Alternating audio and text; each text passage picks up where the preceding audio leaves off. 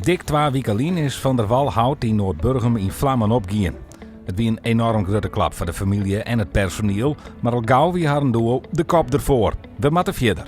En dat is haar nek slagen. Al gauw hielden ze het meeste kwart aan de kant en hadden ze een alternatieve winkel opzetten. Het hout is weer op varieën en de klanten binnen weer welkom.